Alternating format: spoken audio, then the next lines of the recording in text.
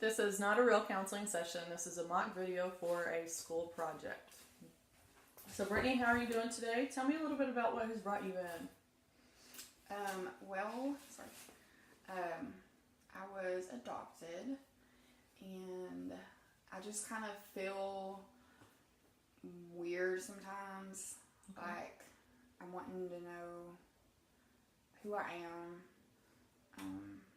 I feel kind of lost. Like, I don't really know my place in the world. Okay. If that makes sense. Like, I don't know. I mean, I know who I am, but, like, I feel like there's, like, this whole identity, like, a whole other part of me that I don't know. Okay. How old were you when you were adopted? I was 5. You were 5. Okay. Mm-hmm. Do you have any memories or anything of life before you were adopted? Not really. I have like vague pieces of things, but they're not like complete memories. Like I remember a stuffed animal I had Okay. that would always be in bed with me. So obviously somebody was giving it to me. Mm-hmm. Okay.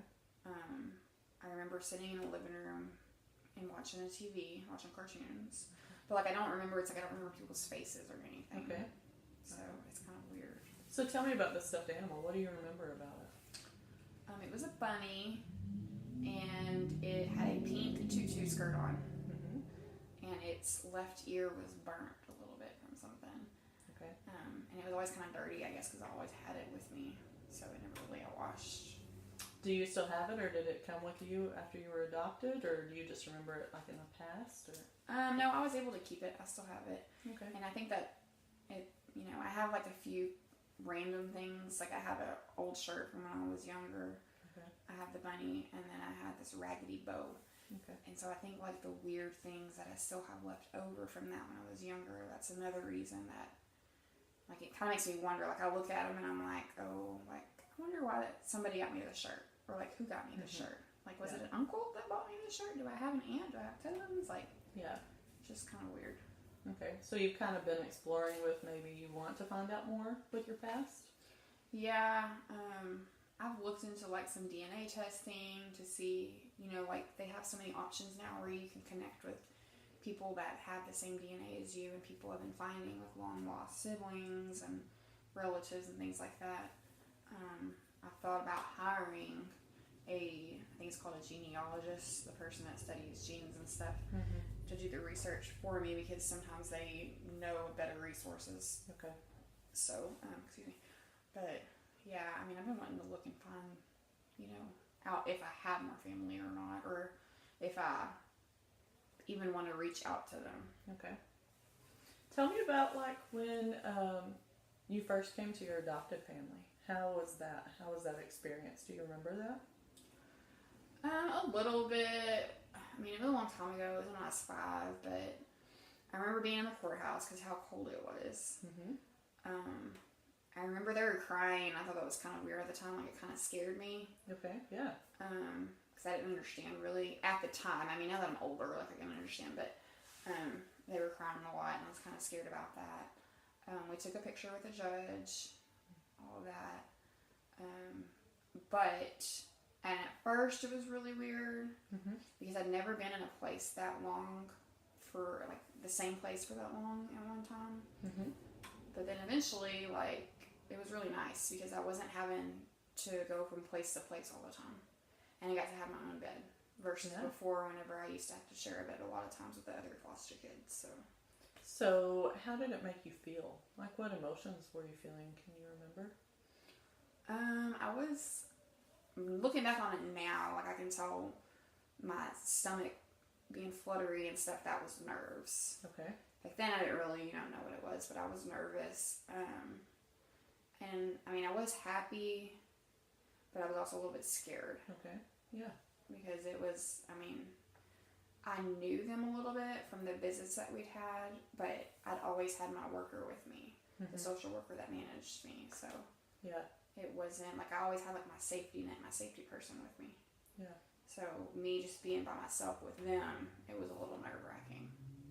So as time went on, what emotions would you feel, as you're beginning to bond with your parents? Happiness. I was happy. How did they reiterate happiness to you and love and affection? What role did they play in that? Well, for my birthdays, they always went all out. Okay. I had a summer birthday, so we always had big pool parties, and they invited people over. So that was nice because, you know, before, like, whenever you're in foster care and stuff, you don't really get to, they do, like, a little cupcake thing and stuff, but there's so many kids that have the same birthdays as you. Yeah. And, like, it's not like you get a lot of presents and everything. You get to pick one, like, used toy, and so it was fun getting to open, you know, things that were brand new that were bought just for me. Yeah. So they invested in you. Yeah. They focused on you, spent some time on you. So how does that make you feel? When you talk about, like, your identity and you're kind of seeking things out, how do you think that your parents' role and how they treated you in those times played a role in this and who you are today? Well, I mean, they didn't overly spoil me, which, when you're a foster kid, like, any kind of normal attention to you, you think is like being spoiled because you're used to not having anything. Right, that's understandable. But, I mean, they made me, even though, like, I was adopted, whenever I got of age to work, like, they still made me get a job. Yeah. And I had to pay the insurance on my car. Okay. They bought my car, but they didn't buy me, like, a brand new expensive car. They just bought me, like, a used car that was reliable, but they made me pay my insurance and stuff. So they taught me values and other things I don't think that I would have gotten if I hadn't been adopted by somebody. Yeah, and that's good. What were things that they would tell you about, like, the type of person that they believed you were or you are? Or would they, you know, say things that encouraged you or made you feel good about yourself? What are some things? Well, when I graduated high school, they told me they were really proud of me, that they know that I've worked hard, that they love me as if I was their own. Okay. It's like, to them, they never really knew any difference of me not being in their lives. Like, it felt like I was born with them, and I'd always been there. So they really pushed me to do well and to apply for scholarships and go to college and all that. Okay, when I hear you say that, what I heard was, correct me if I'm wrong, you said to them it was like I had just always been in your life, always been in their life, but to you it was different. Yeah, because, I mean, like I said, I had bits and pieces of before, like, whenever I was at different places, like, even though I was young, I still know, like, I've lived other places before. Yeah. Like, I knew, even though I loved them, that I didn't come from them as I got older. Like, I knew, like, they weren't my true biological parents. Okay. So for you, there was always a separation, always a different role, I guess, that you had them in. Yeah, I mean, I love them, and they're my parents, and that's who I call my mom and dad. But it's a little different. Okay. Do you feel like a part of you is missing? Or you came and said, you know, you're kind of searching for your identity, and it seems like your parents have really invested in you and, you know, encouraged you to be a good person, good values, good morals, ethics, things like that. But you keep going back to this, well, they felt like I was, you know, always in their life, and you have these bits and pieces and things like that. So how do you think that plays a role in who you are today?